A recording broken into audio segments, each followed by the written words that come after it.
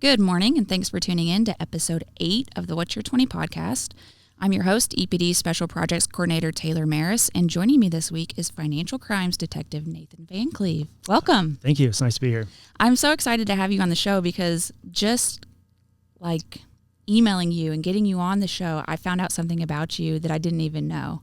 And that's what's really cool about this podcast, because you learn a lot of things about people that you don't even know. And so we're going to get to know you a little bit. If you want to talk about like where you grew up and hobbies and things like that, we can kick it off that way. Sure. So I'm from the Evansville area, graduated from Harrison High School back in 2000. And I grew up in a law enforcement family. Mm-hmm. My dad became an Evansville police officer when I was a kid. I was probably about 4 or 5 years old, and I can remember him coming home with a big box of whatever, opened it up, and there was, police uniform and belts. And I was like, this is the coolest thing. My dad's becoming a cop. And so anyways, I grew up with him being a police officer for 34 years. And then eventually, after living overseas for 10 years, mostly in Asia, when I came back, wanted to follow in my dad's footsteps, and my brother already preceded me in those footsteps. So he's also on the department. So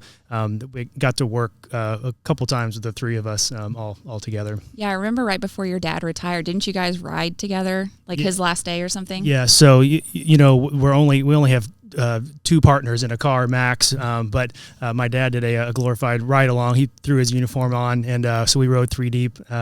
His last day, and it was fun. That's so cool. And you said 34 years he served for the police department? I believe it was 34. He was 64 and some change. We're forced to retire at 65, yeah. So they kicked him out. So whenever he was opening up those boxes of things, did that interest you then? Like, did you have an interest in law enforcement, or? Not necessarily, as I recall. Of course, I dressed up as a police officer for Halloween, sure, like every kid does at some point. You have to. But especially when I was in late elementary and in middle school, hearing my dad talk about, just the stuff that he was seeing and doing. And eventually I got to start going on some ride-alongs with him.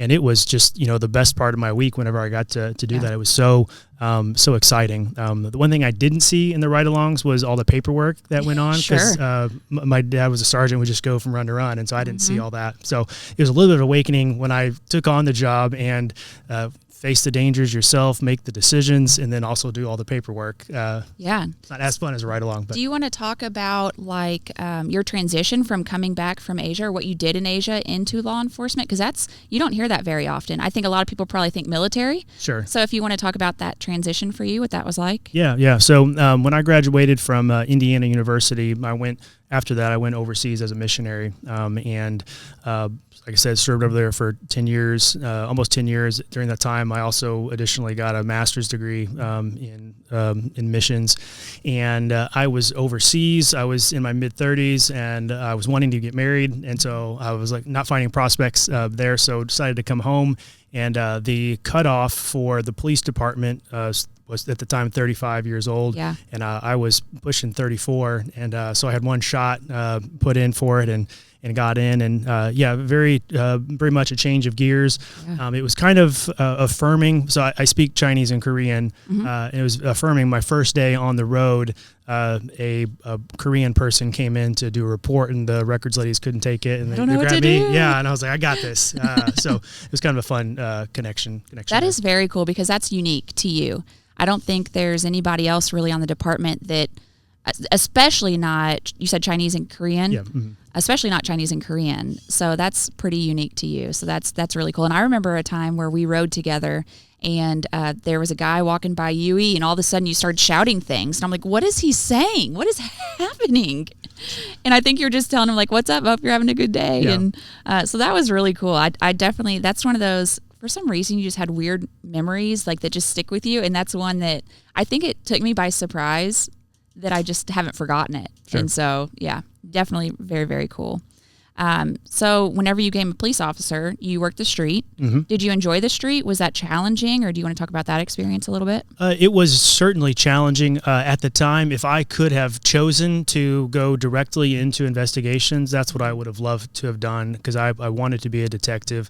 I thought I would enjoy trying to figure things out, not so much having to run people down and talk people through fights and all of that. But Fortunately, our department requires that, and it was excellent experience for me. Ended up enjoying it and enjoyed the thrill of that. Went through some high intensity incidents in my first year. And it was a good time on the street. For the most of the time, I was a partner with my brother. So I did that for about 4 years, and at that time became a field training officer as well. Yeah, very cool. So you've been recently, I say recently, how long has it been since you've been in financial crimes? About 3.5 years. 3.5 years. I say recently, that's not recently at all. Financial crimes detective for 3.5 years. And I tell you what, your unit does so much work. And you really don't know what other units are doing unless you kind of dive into it. And I see it from a news aspect whenever we share information with the news, how much you guys are doing. And it's incredible. You guys have solved some big crimes. I appreciate that. So do you want to talk about your unit and what you guys do or day to day? Just kind of describe the financial crimes unit. Sure. So our unit back in the day, 10, 15 years ago, used to have 5 detectives and 1 sergeant. And then it got whittled down to where eventually the last guy was retiring, and they were like, oh no, we got to get some people back in here. So we were able to afford 2 of us, myself and another detective and a new sergeant. And there was a disadvantage because we had to learn everything fresh. Like we didn't know what we were doing, but it was also kind of helpful because we got to start with just a completely clean slate, and we didn't know what we didn't know. And so we didn't know that we couldn't figure things out, and others we would have thought we couldn't figure out, but actually you can. And so, we got into some cases that had been going on actually for a while, but it had just been hard to identify those patterns. So one example would be one of our early arrests in our first year, something called the felony lane gang. Yes. And this was an example of some of our ongoing partnership and relationship with local banks. Just banks that have branches here in Evansville. Because one of the banks had reported to us, like, hey, we just had an incident of a felony lane gang, and I was like, I don't know what that is, and he just sounds like, interesting. Tell me more. Yeah, tell me more. Yes. And so he was really great because he just walked us through, 101 of how this group worked and what it is. It's been around for 10, 15 years, based out of Florida. A group of 2 to 4 people travel up, and they just go from town to town, and they'll still steal a license plate from a car, put it on their rental car, and then they will go and break into parked vehicles at a ball field or at a gym. And some of our listeners may have experienced this, where the window got smashed out, and then that same evening or the next day, somebody will have attempted fraud on their credit card, or what they'll do is use a personal check from one car and the ID from another car, and the suspect will then put on a wig and act like they're the ID and make the check out to that person and go to the bank. And after we had several of these, we got our patrol officers on alert. This was happening probably once every 2 weeks or so. And one of our bigger incidents, there were 6 cars that were broken into broad daylight, 150 feet from where the parents and the owners of the car are. And anyway, so we were able to set up on one of the banks we thought they would go to the next day. Unfortunately, they hit about 30 minutes in, and it was right across the street from the police department. They did not. Oh my gosh! Plan it very well. How did you know to? Because I'm sure listeners are like, well, how did they know? How did they know it was going to be that bank? Sure. How'd you know? There were only 2 of those bank locations in Evansville, so they had to go to one of those 2. Gotcha. So we had people set up at both of them. Waiting for them. And fortunately, they decided to go to the one that was right across the street from the police department. Wow. And so when we were able to catch the person in the act, and then there were 2 others that we were eventually able to identify and get warrants for. And we have not had felony lane gang come back since then. That is so cool. It's been one of the themes for us is we'll get hit by these out-of-town fraud groups, and then once we figure out the pattern, figure out a way to catch them. And once we do, make one big arrest, put them through prosecution, and then they stop coming. Yeah. And then, deal with the next one. But it's been really nice to see that, see that effect. Yeah, because I remember, was it last year? Obviously my years are off, but was it last year, the ATM thefts? Yes. December, I think 2022. So about once a month, during a particular time period, we would be getting these attempts at where suspects, they come up from Texas, and then they'll go and steal a large Ford F-250 is their vehicle of choice, and then that same night or the next night they'll use that F-250 to pull up to a bank ATM and try to rip it open and then get the money out of it and go on their way. Yeah.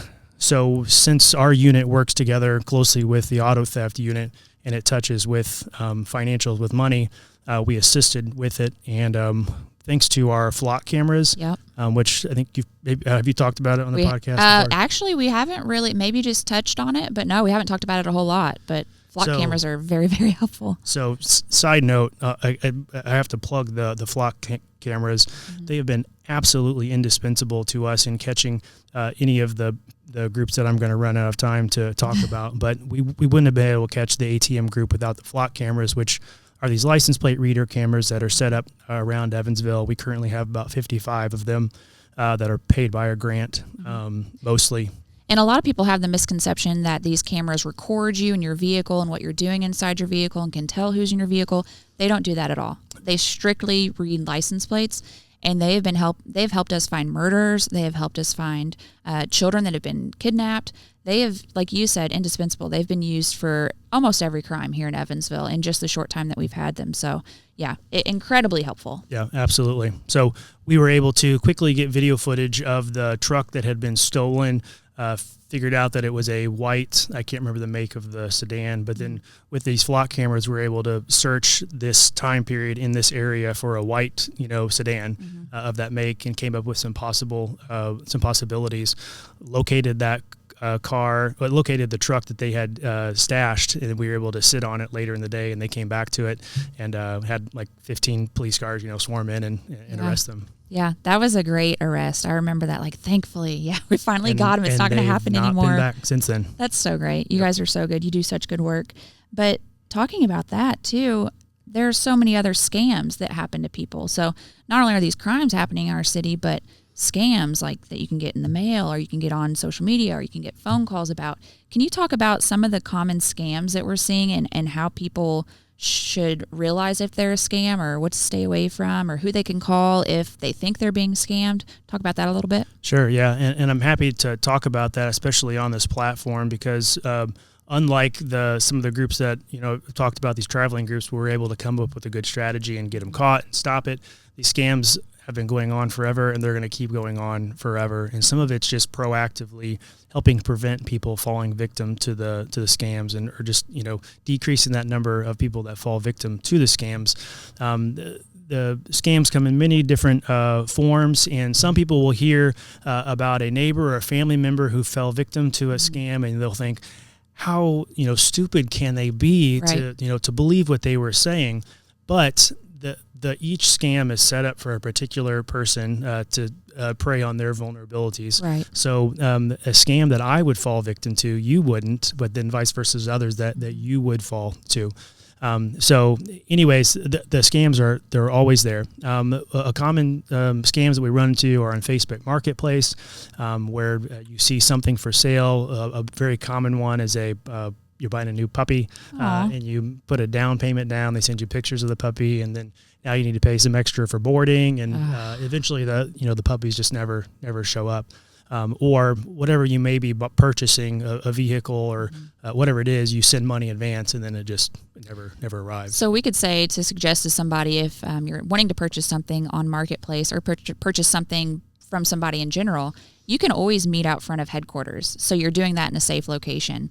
And then I wouldn't hand over a check or money until I see that person in person. Would you agree? Yes, yeah, I agree. And a lot of times, if it seems too good to be true, it usually is too good to be true. So you think you're getting a great deal, and you realize that, it's iffy to send this money electronically to them without receiving it, because you think, I'm getting a good deal. I was like, no, you're not getting a good deal. Just slow it down. Yeah. Do better. And what about, whenever I think about these scams, I remember whenever I worked the street, elderly people getting phone calls wanting them to go to Walgreens or CVS or Walmart and buy gift cards and scratch off the number and then call the number back and give them that number so that they don't get arrested for a warrant or get one of their family members out of jail. if somebody's calling and asking for you to buy a gift card, that's probably pretty highly likely it's a scam. Yes, absolutely. So all of us get these emails, these texts or phone calls in varying levels of frequency, but we've all experienced them where it's saying, hey, the Amazon order, is, here and you got to respond to this, or a car warranty, or your Norton antivirus has been charged for $200. And like, I don't have a Norton antivirus, call this number. And you call back and you fall into it, or you get a call that you have a warrant, you need to pay it off. So yes, all of us receive these, and then there's some red flags that you can look for when you get these unsolicited scams. One, like you talked about, is the gift cards. Never sending gift cards to somebody you don't know. You could never pay for a warrant with a gift card. You never pay your taxes with a gift card. So yeah. Give gift cards to your grandchildren, and your neighbors, but not for somebody you don't know. No. If you don't know what Bitcoin or cryptocurrency is, then you don't need to be dabbling in it. Dabbling in it. Going to the big one is Bitcoin ATMs that you can find here in Evansville, in any city really, mostly at gas stations. Those Bitcoins are not getting used by legitimate cryptocurrency users. It's mostly victims. I would almost venture to say it's only victims that are going to these Bitcoin machines, because there's a 15 to 25% transaction fee. Wow. So if you're sending $10,000, which some people do, there's a $2,500 cut that's getting taken off of that. No person in their right mind, if they realize that, is going to be using a Bitcoin ATM to be operating in Bitcoin. Yeah. So if anybody on the phone is telling you to go to a Bitcoin ATM to do anything with cryptocurrency, don't touch it. Yep. Hang up. Yep. Do nothing further. Hang up the phone. Yes, absolutely. Two other things that you can do that's very important is to, if you have suspicions, phone a friend, call somebody else, because when you are in the moment, they're going to try to keep you on the phone. They're very good at isolating you. And so if you can just hang up on them, I'll call you back, they're going to tell you, no, but then call your neighbor, call your son, call your wife, and say what's going on. And they'll usually be able to be like, yeah, this doesn't sound right. Like, yeah, I didn't think it sounded right. The other thing you can do is independently verify the information. So if you get a call from somebody claiming to be from your bank, and they're wanting personal information from you because your account's been compromised, hang up, go to your actual bank, and verify that. If you get a phone call from the police department saying you have a warrant, you can look up the actual phone number for the police department, and call and say, do I have a warrant? And like, yeah, no, this is a scam. Well, and the scams can be extremely convincing, because there are times where you see phone numbers that look like the actual phone number for that business or that company, to where they can manipulate where they're calling from. Yes. But still, if you hang up and then call that actual number, you likely will get a different person answering the phone. Yeah, you can't trust the number that's the readout on the caller ID, for sure. Yeah. Is there anything in particular you would like to share with the community about financial crimes? Anything to really look out for, or to be safe? Anything in particular? I think that we've talked about a lot of them. Okay. A lot of it, they're preying on either your desire for more money, like you've hit a big lottery payout, or they're playing on your fear, and they want to get you isolated into that world. If you can just take a step back, slow it down, try to verify it, and and have some kind of buddy system to help you not get scammed. I like that. Those are good tips. And something that I touched on when we first started is about what I learned about you. You're also a part of the U.S. Secret Service task force. Yeah. What does that entail? So how does one join this? Yeah, right. So I don't even know. I don't think that I knew before I got into the financial crimes office. I don't think I even understood that the Secret Service deals with fraud. Okay. But with them being over the U.S. currency, that extends the Secret Service's ability to deal with various types of fraud. So we actually have a full-time Secret Service agent here in Evansville, and dealing primarily with fraud. So my partner and I both are task force officers, which means that we still deal primarily with EPD matters. Our salary is still EPD, but then sometimes we go and help with additional things with the Secret Service, to where if there's a federal charge. We recently had a case where it's $1.5–2 million, very large amount, which state charges would apply, but the federal charges have a heftier sentence to them. So we're able to just seamlessly take that over to the federal court as task force officers. Very cool. That's a great resource to have, because we have FBI task force officers. Very cool. I really, really appreciate you being on the show. Like I said, your unit is very involved. There's always something you guys are working on. And it never fails that it's always a topic that's going to be on the news too, because it's personal. You become a victim of things that you shouldn't. I mean, nobody should ever be a victim, but just the scams and the fraud. It's a terrible thing that's happening, and it's real quickly. Those scams are super hard to prove as well, because a lot of that is coming from overseas. Yes. Mm-hmm. So people are calling overseas, scamming you, and tracking that number down or tracking that actual person. A lot of them go unsolved, and I hate to say that, but it's no fault of your unit. It's just nearly impossible to track. Yeah, and even if you did track it, you track it out of U.S. jurisdiction. Right. So, but what you guys are doing here in Evansville has just been great, and I always love seeing very extensive affidavits from you guys and the work that you do. So thank you for being on the podcast and thank you, sharing. And thank you for the support. Absolutely. And thank you for tuning in to the What's Your 20 podcast. You can tune in again on August 3rd to hear from Detective Jonathan Oakley about the AIU unit and the juvenile unit. Make sure to subscribe and follow our Spotify and YouTube accounts to stay up to date on all podcast releases. Have a good weekend.